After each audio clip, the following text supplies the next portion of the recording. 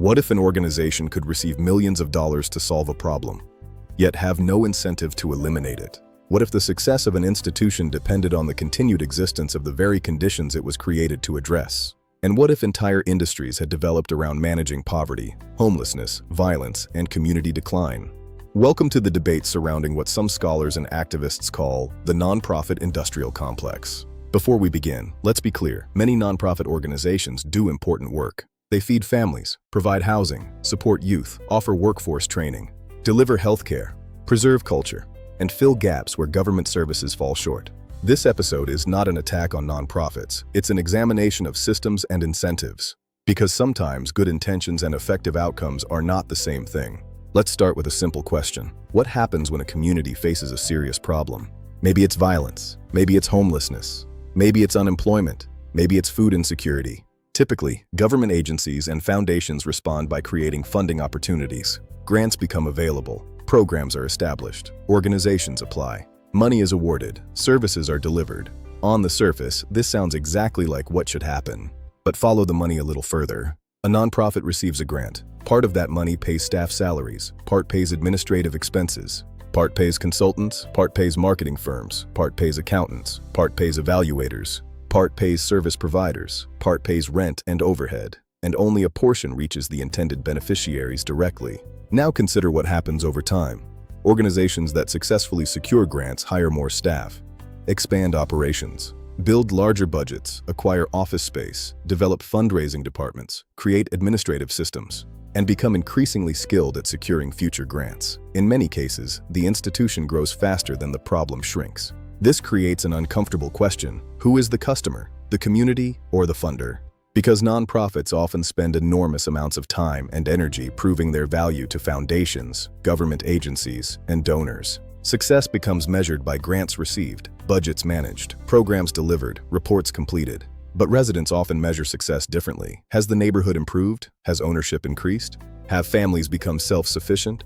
Has the problem actually been reduced? These are not always the same metrics. This discrepancy is at the heart of the nonprofit industrial complex debate. Now let's look at who controls the resources. Many organizations serving Black and low-income communities are headquartered outside those communities. Leadership often lives elsewhere. Board members often live elsewhere. Consultants often live elsewhere. Vendors often live elsewhere. The funding arrives in the neighborhood, but much of the economic benefit leaves with it. Residents become clients, participants, program recipients. Rarely owners, rarely decision makers, rarely wealth builders. Critics argue this creates a dependency model. Communities become dependent on organizations. Organizations become dependent on grants. Grant makers become dependent on measurable problems. And everyone becomes dependent on the continuation of funding. The result can be a system focused on managing conditions rather than transforming them. Because transformation can threaten the very funding streams that support the institutions involved. This creates a cycle where the problem is managed, but the root cause remains untouched. Now imagine a neighborhood receives millions of dollars in grants over 20 years. At the end of those 20 years, we should ask some basic questions. Who owns property in the community? Who owns businesses? Who controls land? Who built wealth? Who gained political power? Who became economically independent? If the answer is primarily institutions rather than residents, then something important deserves examination. This is where the concept of community ownership enters the conversation. What if resources were directed toward helping residents own businesses, own land, own housing, own energy systems, own cultural institutions? What if success was measured not by how many people received services, but by how many people no longer needed them? That's a very different model, and it raises difficult questions about how resources are currently distributed.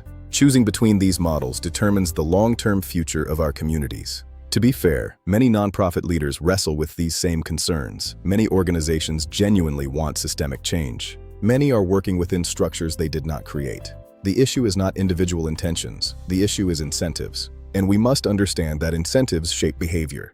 In this series, we've explored redlining, we've explored urban renewal, we've explored TIF districts. Now we're examining the institutions that often manage the consequences of those policies. The question is no longer whether money exists, the question is where it goes, who controls it, who benefits from it, and whether communities are becoming stronger or simply becoming more dependent. In our next episode, we'll follow the money even further. We'll examine campaign finance, political influence, and the relationship between public investment and political power.